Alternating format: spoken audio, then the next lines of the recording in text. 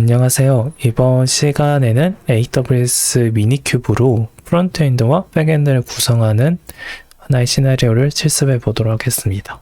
오늘 실습 시나리오는 이 화면과 같습니다. 크게 봤을 때는 미니큐브를 퍼블릭 서브넷에 위치를 시켜놓고 거기에 백엔드와 프론트엔드 서비스를 사용을 하는 건데요.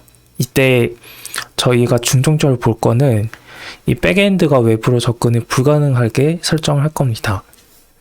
일반적으로는 프론트엔드만 외부에서 접근을 가능하게 설정을 하고 백엔드는 아이 외부에 접근을 못하게 막아 놓습니다. 그래서 미니큐브 EC2를 조금 더 확대를 해보면 이 백엔드에서 외부를 접근하지 못하도록 엔지닉스가 로드 밸런싱을 담당할 거고요. 즉 외부인이 이 미니큐브의 서비스를 접근하는 것은 결국 이 엔지닉스에 접근을 하게 되고, 엔지닉스는 프론트엔드만 설정이 되어 있기 때문에 해당하는 프론트엔드 서비스로 로드 밸런싱을 해주게 됩니다. 백엔드는 외부에서 절대 접근이 불가능하고요. 이 프론트엔드에서 내부적으로 백엔드 서비스를 접근을 하게 설정을 저희는 할 겁니다. 잠깐 백엔드를 왜 외부에서 접근을 못하게 하느냐에 대해서 살펴보도록 하겠습니다. 백엔드 같은 경우에는 서비스에 대한 로직이 있는 부분입니다. 이 로직이라는 거는 저희가 음식 서비스를 만든다고 하면 음식 서비스 주문, 음식 서비스 예약 같은 걸 실질적으로 처리하는 로직이 있어요. 이런 로직을 외부에서 바로 접근을 가능하게 해버리면 공격을 당할 수 있겠죠. 어떤 회원이 주문하지 않았는데 어떤 회원이 주문한 것처럼 공격을 당해서 실질적으로 카드 거래 내역이 추가가 된다거나 그런 불상사가 생길 수 있습니다. 그렇기 때문에 백엔드 같은 경우에는 외부 접근을 막아놓고 프론트 쪽에서만 접근을 할 수 있도록 연결 관계가 맺어져 있습니다. 보통 이렇게 실질적으로 서비스를 하고요. 이거를 AWS 인프라 관점에서 보시면 프론트는 외부에서 접근할 수 있기 때문에 퍼블릭 서브넷에 위치를 시켜놓고요. 백엔드 같은 경우에는 프라이빗 서브넷에 위치를 시켜놓습니다.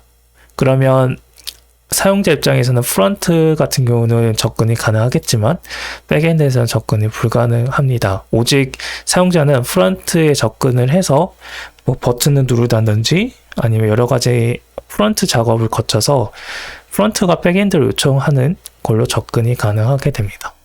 방금 설명한 과정을 네트워크 쪽으로 조금 더 확장을 해보도록 할게요. 네트워크 쪽으로 확장을 해보면 저희는 서비스 접근을 할 때 바로 접근하는 것보다는 앞에 로드 밸런서를 위치를 시켜둡니다.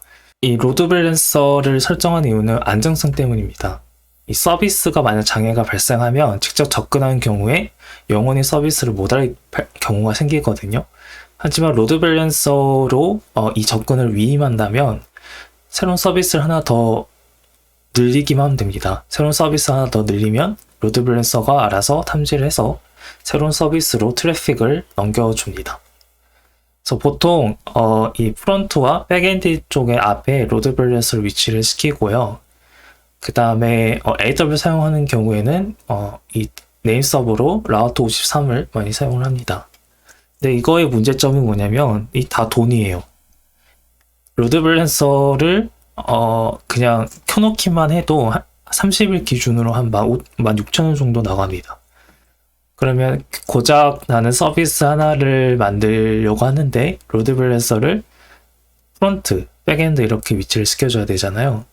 그러면 최소 32,000원이 나가고 이것과 더불어 EC2 비용을 지금 저희도 포함을 해야 되잖아요. 프론트 EC2, 백엔드 EC2 이렇게 포함을 시켜버리면 고작 서비스 프론트, 백엔드 두 개만 올렸을 뿐인데 비용이 최소 4만원 이상이 나가게 됩니다. 너무 비효율적이죠? 이거를 저희는 EC2 하나에 다 집어 넣을 거고요. 그 시나리오가 제일 처음에 소개드렸던 시나리오입니다.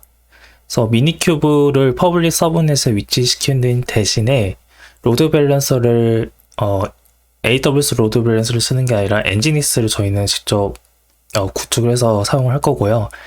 이 엔지닉스가 미니 쿠버네티스의 프론트엔드만 로드 밸런서를 설정할 겁니다. 그리고 미니 큐브네티스에는 프론트엔드와 백엔드 파드만 실행을 하면 되기 때문에 결과적으로는 EC2 하나에 모든 작업을 수행을 할 수 있습니다. 지금 화면에 보이시는 것이 시나리오를 실습했을 때에 대한 결과물입니다. 개인 개발 공부로 하는 것이고, 이 URL 같은 경우에는 언제든지 접근이 불가능할 수 있습니다. 개인 공부다 보니까 이 기능들이 다 미흡해요. 아직 점점 시간 날 때마다 하고 있는데, 오늘 할 수 있는 거는 이 반이라는 메뉴에 2개 버튼입니다. 이 2개 버튼을 클릭하게 되면 백엔드에 요청을 하게 되거든요. 근데 이 백엔드는 외부에서 접근이 불가능하고요. 오직 이 프론트에서만 버튼을 눌렀을 때 접근이 가능하게 됩니다.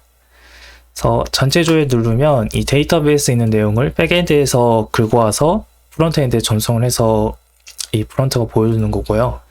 반 추가를 누르게 되면 ABCD를 이렇게 생성을 누르면 ABCD가 데이터베이스에 존재를 등록을 하고 그 결과물을 다시 화면에 뿌려주게 됩니다. 그래서 이걸 저희는 실습을 할 거고요. 개발은 하지 않고 제가 있는 코드를 그대로 사용하시면 되겠습니다. 먼저 준비할 내용인데요. 준비할 내용이 조금 많습니다. 다르게 말하면 사전 지식이 많이 필요한데요. EC2랑 VPC를 AWS 구축을 해주셔야 되고요. EC2에는 엔지닉스, 미니큐브, 젠킨스가 설치되어 있어야 됩니다. 저는 젠킨스는 미니큐브 파드로 지금 실행 중입니다. 그리고 당연하게도 젠킨스와 젠킨스 파일 사용 방법, 그리고 쿠버네티스, 엔지닉스 사용 방법을 알고 계셔야 됩니다. 저 엔지닉스 사용하기 위해서는 DNS 서버가 필요한데 저는 이해제에서 라우트 53, 즉 AWS 라우트 53을 사용을 했습니다. 도메인도 따로 구매를 하셔야 됩니다. 그리고 실제로 배포할 서비스에 대한 기초서인데요. 여기서 주의할 거는 브랜치가 유튜브로 되어 있는 걸 확인을 하셔야 됩니다. 보시면 지금 기본적으로 깃 클론을 하시게 되면 이 메인 브랜치를 클론을 하게 되거든요. 그렇기 때문에 꼭 유튜브라는 브랜치를 클론 하시거나 아니면 유튜브에 있는 브랜치를 다운로드를 해주셔야 됩니다. 지금 여기는 제가 개발 중인 내용이 있기 때문에 영상을 볼 당시에 실습이 안 될 수도 있어요. 그래서 유튜브라는 브랜치를 사용을 해주셔야 되고요. 그 서비스와 내용을 조금 설명드리면 백엔드는 스프링부트로 되어 있고요. 그 다음에 프론트는 Vue.js로 되어 있습니다. 백엔드에 연동된 데이터베이스는 인메모리를 사용을 했기 때문에 스프링부트가 실행될 때 같이 메모리에 실행이 되게 됩니다. 그래서 설치할 필요가 없고요. 인메모리는 H2 인메모리를 사용을 했습니다. 실제로 이제 실습을 해볼 건데요. 먼저 GitHub 설정부터 할게요. GitHub에 New Organization을 누르게 되면 이 하나의 프로젝트들을 관리할 수 있는 조직이 생깁니다. 저희는 프리를 누를게요. 프리 누르면 무료 조직을 만들 수 있고요. 저는 일단 유튜브 테스트라는 오르게네이션을 넣을게요. 제 이름 이렇게 넣도록 하겠습니다. 그 다음에 제 이메일을 이렇게 넣도록 할게요. 그 다음에 이거 꼭 My Personal Account로 선택을 해주시고 다음을 누릅니다. 그리고 이제 나머지는 스킵을 할게요. 스킵을 하게 되면 이렇게 프로젝트를 관리할 수 있는 하나의 조직, 다르게 말하면 큰 그룹이 하나 생겼고요. 여기에 포크를 뜰 겁니다. 제가 아까 유튜브에서 그 발표 자리에서 언급했던 이 URL 있죠? 이 URL로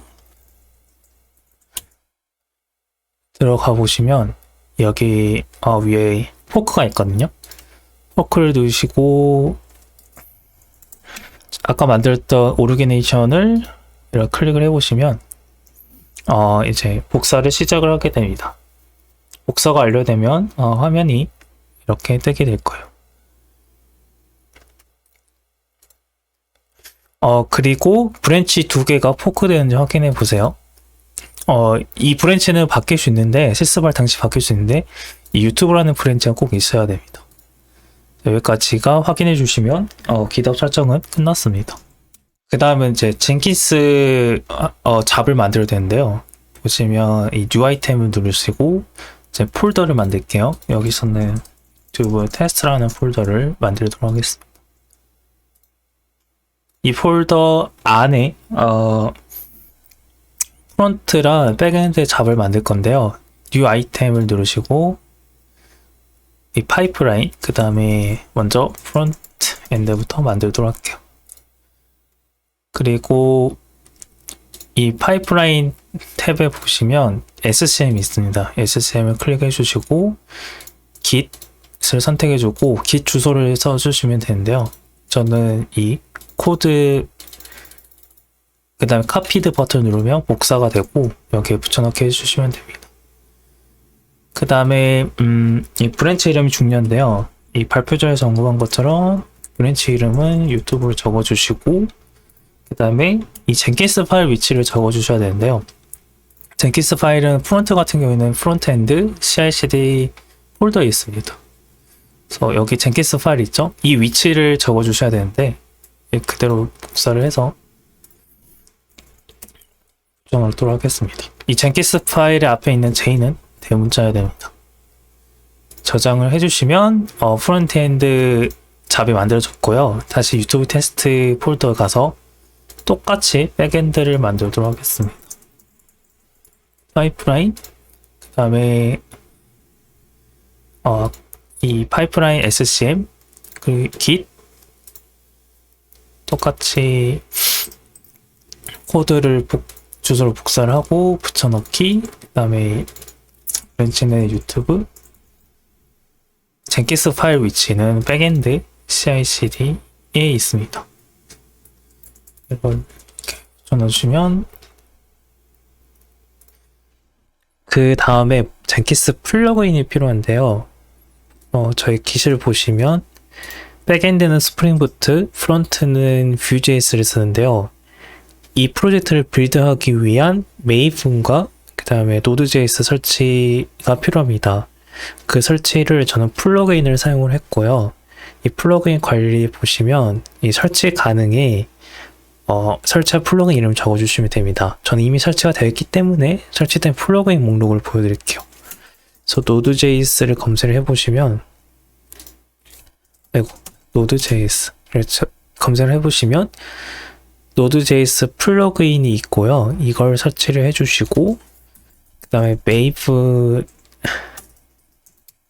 보시면 파이프라인 메이브 인터그레이션 플러그인이 있습니다. 그래서 이거를 설치를 해주시고요.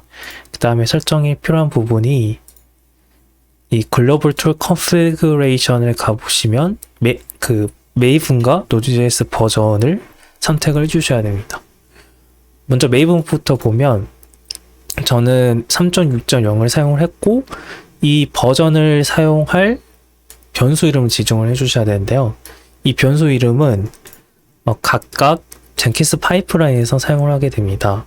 그래서 백엔드의 젠킨스 파일 보시면 이 메이븐 36이라는 변수 있죠. 이 변수 이름이 이 글로벌 툴 컨피그레이션에 있는 메이븐에 해당이 됩니다. 그리고 노드.js도 똑같이 설치해야겠죠. 그래서 노드.js 그 프론트엔드의 젠킨스 파일 보시면 노드 1415라고 되어 있는데요. 이거는 14.15 버전을 설치를 해서 노드 1415로 이렇게 지정을 했습니다. 이렇게까지 설정을 해주셔야 젠킨스 설정이 끝나게 됩니다.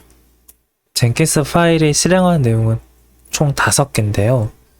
젠킨스 파일을 실행하기 위한 초기화 과정이 있고요. 그 다음에 스프링 부트 또는 Vue.js를 프로젝트를 빌드하는 과정, 그리고 빌드한 결과물을 가지고 도커 이미지를 만들고 푸시하는 과정, 마지막으로 이 만든 도커 이미지를 사용을 해서 쿠버네티스에 배포하는 과정 총 5단계로 이루어집니다.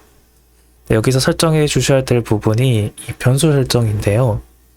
이거는 제 쿠버네티스 클러스터에 맞게끔 변수가 설정이 되어 있어서 그대로 사용하시면 오류가 발생을 합니다. 그래서 이 부분을 설정을 해줘야 되는데, 이 부분을 고치기 위해서 몇 단계의 준비 과정이 필요합니다. 바로 엔지닉스 설정이 있는데요. 이 엔지닉스 설정을 해주셔야 연계되는 젠킨스 파일 설정까지 같이 수정을 할 수 있습니다. 엔지닉스 설정하기 위해서 도메인과 DNS 서버가 필요한데요. 도메인을 별도로 구입을 하셔야 되고, 구매한 도메인을 DNS 서버로 등록을 해주시면 됩니다. AWS 같은 경우는 라우터 53을 제공해 주기 때문에 이 보시면 도메인이 하나 등록된 상태고요. 이것도 무료 서비스가 아니기 때문에 돈을 지불을 해 주셔야 됩니다. 실습을 위해서 유튜브 테스트 그 다음에 도메인 주소를 생성한 상태고요. 지금은 서비스가 없기 때문에 디폴트 에러 페이지가 뜨는 상태입니다. 저는 이 도메인을 가지고 실습을 진행을 해볼 거예요. DNS 설정이 끝났으면 엔진 설정을 해보도록 할게요. 엔진엑스 설정은 이 리드미에 HTTP 예제가 있는데요. 필요하시면 HTTPS를 별도로 설정하시면 되겠습니다. 그래서 이걸 그대로 복사를 하셔서 엔진엑스 설정 파일 etc nginx conf.d 디렉토리에 유튜브 테스트.conf라는 파일을 만들게요. 확장자가 꼭 conf로 끝나야 인식이 됩니다. 이렇게 만들어 주시고 방금 복사한 엔진 설정을 붙여놓겠습니다. 그리고 저장을 할게요. 파일을 다시 열시면 여러분이 수정해야 될 부분이 두 군데인데요. 첫 번째로는 이 도메인에 해당한 필드 서버 네임입니다. 저는 유튜브 테스트 저의 도메인을 사용하고 있기 때문에 이렇게 설정했고요. 그 다음에 두 번째 변경할 될 부분이 여기 서버 필드입니다. 이게 결국은 프론트엔드 파드의 노드 포트 주소거든요. 아직은 저희 파드를 생성하지 않았지만 이 생성할 노드 포트를 여기다 적어주시면 되겠습니다. 저는 사용하지 않는 3반 1023번 포트를 사용을 했고요. 이 상태에서 리스타트 엔진엑스를 해보시면 이제 저희가 아까 not found가 떴던 도메인 결과가 지금은 500이 배드 게이트로 뜨게 됩니다. 이렇게 뜬 이유는 지금 엔진엑스에서 이쪽으로 로드 밸런싱을 하려고 하는데 현재 엔진엑스 파드가 없기 때문에 500이 즉 이 엔진엑스 자체 서버 에러를 뱉어버렸습니다. 정상적인 응답이고요. 이걸 아직도 의심스럽다 그러면 가상 서버 하나 만들면 되겠죠? 파이썬 3에 HTTP 서버라는 모듈이 있습니다. 심플 서버고요. 여기서 저희가 3반 1023번 포트로 저희가 가상 서버를 지금 열면 되겠죠? 그래서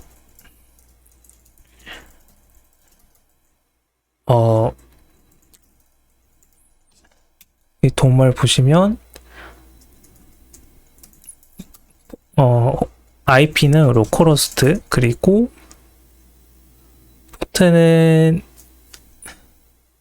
그냥 적어주시면 되네요. 그리고 이거 파이썬 심플 서버 하는 역할이 디렉토리의 내용을 보여주거든요. 그래서 저는 TMP로 이렇게 지정을 해줄게요. 그러면 이제 로컬호스트 31,023번 포트로 파이썬 가상 서버가 하나 올라갔고요. 여기서 새로 고침을 하게 되면 이 엔진엑스가 이쪽으로 로드 밸런스를 해주게 됩니다. 그러면 저의 TMP 디렉토리에 있는 내용을 이렇게 보여주게 되네요. 저는 미니큐브를 쓰고 있으니까 미니큐브에 대한 로그랑 여러 가지 작업명이 있네요. 그래서 이렇게 엔진엑스 설정이 끝났습니다. 지금까지 한 거는 이 젠킨스 파일에 변수를 설정하기 위한 엔진엑스 설정이 끝난 거고요. 이제 젠킨스 파일을 건들 차례입니다. 젠킨스 파일을 건들기 위해서는 저희가 이 클론을 떠서 작업을 하고 GitHub에 다시 푸시를 할 거예요. 그래서 이거를 클론을 해주시면 되겠습니다. 저 같은 경우는 지금 임시 폴더를 만들고 여기에 클론 할게요. 오케이, 클론. 그리고 여기 주의하실 게 브랜치가 유튜브죠. 그래서 끝에 -b 유튜브를 적어주시면 됩니다. 그리고 브랜치를 확인해 보시면 유튜브라는 브랜치를 잘 클론을 했네요. 이 상태에서 저희는 VS 코드를 이렇게 열고 먼저 프론트엔드부터 CI/CD 작업을 해보도록 할게요. 이 도커 이미지 이름을 만드는 방법과 도커 푸시에 어디 하는지를 아셔야 되는데요. 일단 저의 사용 도커 레지스트리는 도커 허브입니다. 도커 허브이기 때문에 도커 허브의 ID 패스워드와 도커 허브의 레포지토리 이름이 필요합니다. 그거는 설정이 젠킨스 시크릿에 읽도록 지금 설정이 되어 있어요. 보시면 이 도커 이미지라는 게 있거든요. 도커 이미지와 도커 이미지 네임이 있는데요.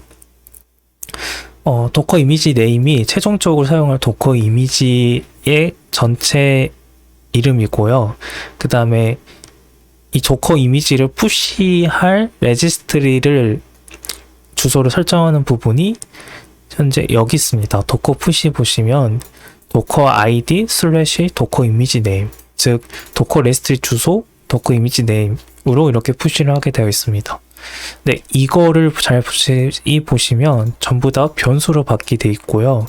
이 변수가 어디에 설정되어 있냐면 보시면 with credentials 있죠. 젠킨스 시크릿에 각각 정의해둔 시크릿 변수의 값을 가져오게 됩니다. 그래서 도커 아이디 같은 경우에는 여기 보시면 이 도커 아이디 젠킨스 크레디셜에 이렇게 설정이 되어 있고요. 이 도커 아이디는 저희 도커 허브에 저희 공개된 저의 아이디입니다. 그래서 저희 아이디가 도커 아이디에 해당이 되고요. 그래서 여러분들이 도커 아이디에 여러분들의 도커 허브를 계정을 적어 주셔야 되고요. 그 다음에 여기 도커 이미지 같은 경우에는 여기서 보시면 레포지토리에서 크리에이트 레포지토리, 그 다음에 유튜브 테스트 프론트엔드 이렇게 생성할 레포지토리를 이 도커 이미지에 적어주시면 알아서 도커 이미지 네임이 설정이 다 됩니다. 그래서 이걸 이렇게 맞는 걸 적어주시면 설정이 끝납니다. 방금 설정이 끝난 거는 이제 도커 이미지 쪽이고요. 자, 이제 마지막 쿠버네티스 설정을 해주시면 되겠습니다. 쿠버네티스 설정은 지금 화면과 같이 6줄로 되어 있는데요. 이거는 여기 보시면 kubernetes deploy.yam 파일이 있습니다. 여기 슬래시 2개로 시작하는 부분이 변동성이 있는 변수인데요. 이 변동성 있는 변수를 젠킨스 파일이 교체하는 쉘 스크립트고요. 마지막은 쿠버네티스를 변동한 설정을 적용해주고 다시 실행해주는 것입니다. 이미지 네임은 쿠버네티스에 보시면 이 컨테이너에 이미지 이름을 대체를 하게 됩니다. 이 이미지 이름이 당연히 도커 푸시에 사용한 도커 이미지겠죠. 그래서 이미지 네임을 교체하는 부분이 이 부분과 동일하게 됩니다. 네, 특수 문자가 있기 때문에 슬래시 2개를 붙여준 거고요. 도커 푸시에 한 이미지를 그대로 가져옵니다. 그 다음에 네임스페이스인데요. 쿠버네티스 네임스페이스를 이렇게 변경을 하게 됩니다. 저는 마이 프로젝트라는 네임스페이스를 사용을 했고 이 쿠버네티스 젠킨스 파일을 실행하기 전에 네임스페이스를 꼭 생성을 해주셔야 됩니다. 저는 지금 있기 때문에 에러가 발생을 하는데 네임스페이스를 꼭 생성을 해주셔야 되고요. 네임스페이스를 이렇게 수동으로 안 하고 싶다 그러면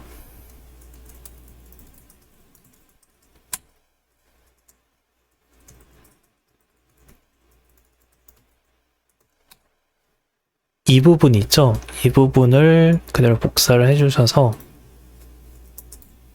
이렇게 넣어주시면 됩니다. 네, 지금 이 부분을 삭제까지 고려해서 지금 저는 안 넣은 거거든요. 그래서 삭제는까지 고려해서 저희는 안 넣은 상태지만 이 부분이 좀 번거롭다 하신 분은 이렇게 넣어주시면 되겠습니다. 그 다음에 이 앱 네임 있죠? 앱 네임이 이제 쿠버네티스 리소스 림인데요. 여기 보시면 앱 네임이 다 쿠버네티스 메타데이터랑 그 다음 셀렉터로 바뀌게 됩니다. 이것도 지금 추가적인 문제가 있는데 이닛 컨테이너를 추가했을 때 어떻게 해야 될지 그런 부분도 확장을 해야 되는데 지금은 간단한 예제이기 때문에 지금 엔네임을 다 교체를 해놨습니다. 그래서 이렇게 바꿔주시면 되고요. 마지막 노드 포트죠. 당연히 서비스에 대한 노드 포트이고 이거는 저희가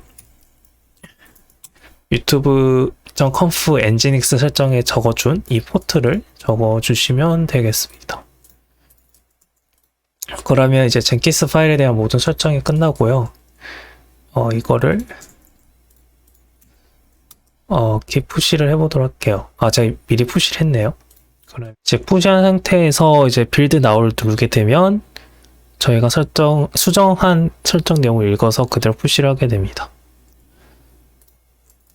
지금은 마이 프로젝트 AA라는 제가 임시로 하나 만들어 놓은 거여서 이 리소스 이름으로 쿠버네티스가 생성이 될 겁니다. 그래서 빌드 나우를 누르게 되면 이렇게 젠킨스가 빌드 배포를 시작을 하게 되고요. 이거 하는 동안 좀 중요한 부분 설명드리면 이 도커 이미지에서 태그 있잖아요. 태그를 만드는 전략은 이 젠킨스 잡 번호랑 일치시켰습니다. 예를 들어서 젠킨스가 5번째 실행되면 이 샵 5가 붙게 되는데요. 이 번호를 그대로 저희 태그 보시면 빌드 넘버라는 젠킨스 변수를 그대로 가져와서 태그로 사용을 하고 있습니다. 네, 결국은 도커 허브를 보시면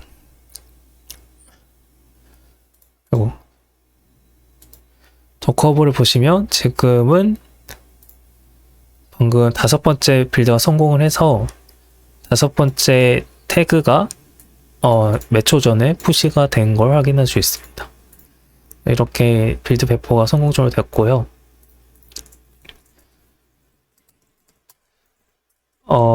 그 다음에 잘 배포가 되었는지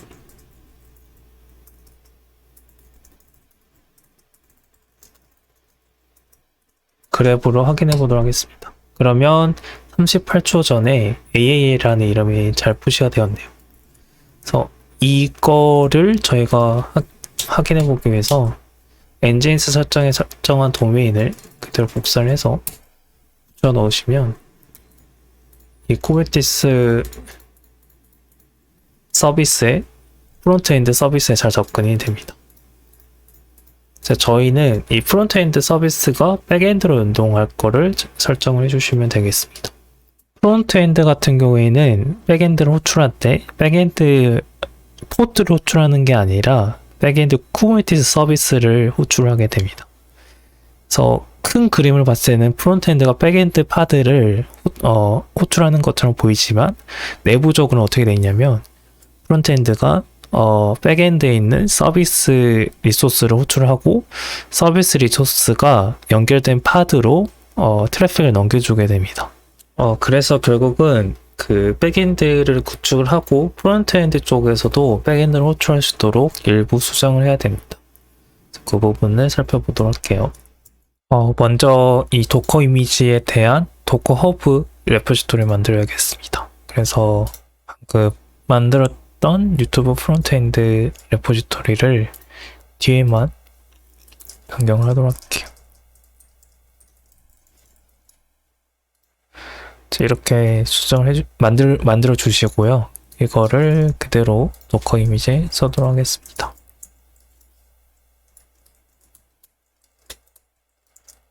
그리고 노드 포트를 변경을 해주셔야 되는데요.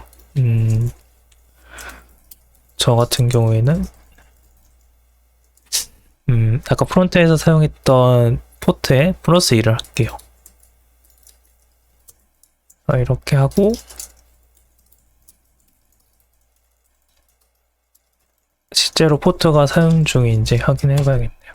사용 중이지 않습니다. 그래서 이 포트를 사용할 거고요. 그 다음에 아까 쿠버네티스 설정에서 네임스페이스는 프론트엔드 네임스페이스 같이 만들어 줄 거고요. 그 다음에 앱 네임은 이거는 BBB로 할게요. BBB로 하고 나머지는 그대로 두겠습니다. 그리고 기프시를 할게요.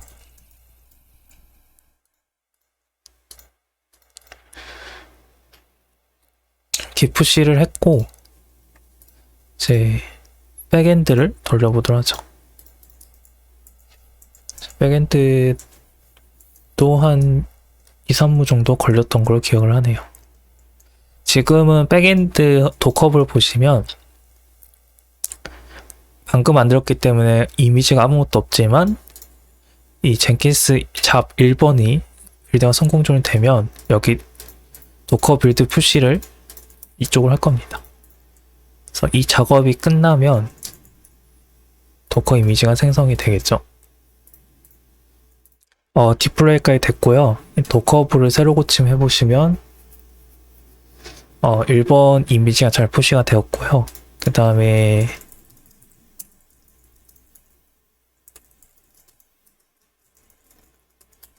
BBB를 보시면 35초 전에 BBB가 잘 올라갔습니다.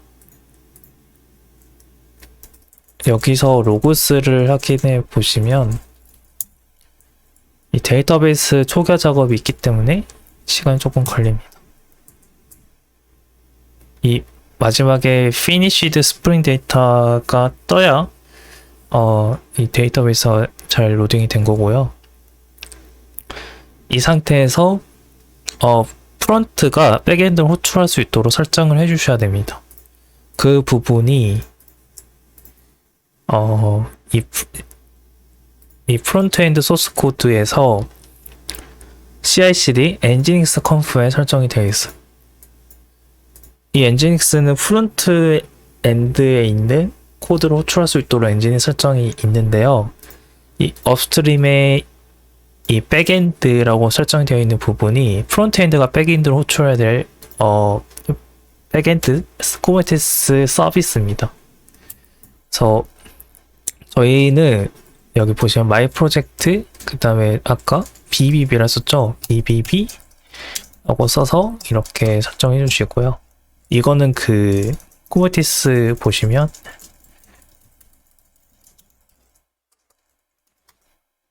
이 서비스로 저희가 호출을 해야 됩니다. 그래서 이거를 여기로 붙여 넣어 주시고요. 그 다음에 여기는 네임스페이스 마이 프로젝트 그리고 쿠버네티스 리소스 이름 서비스를 이렇게 적어 주시면 되고요.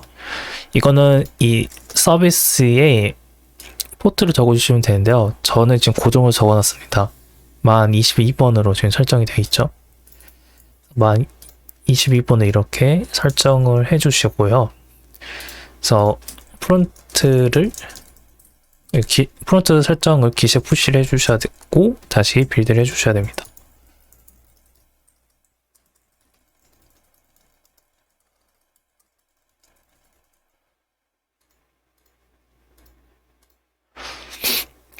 이렇게 푸시를 해주시고 그 다음에 프론트를 다시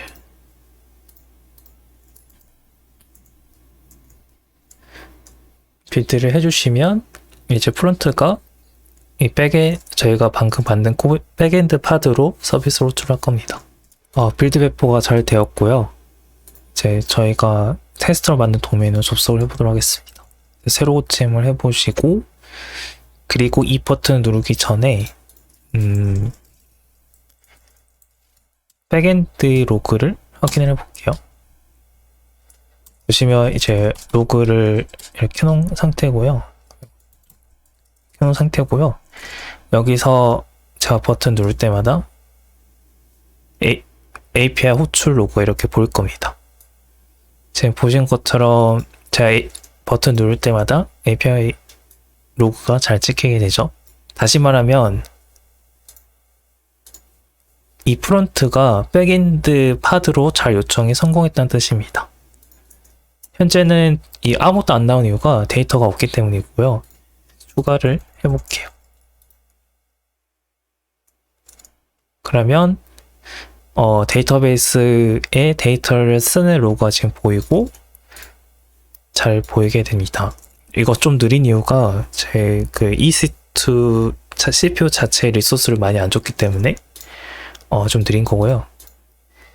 리소스를 좀 빵빵하게 주면 빠를 겁니다.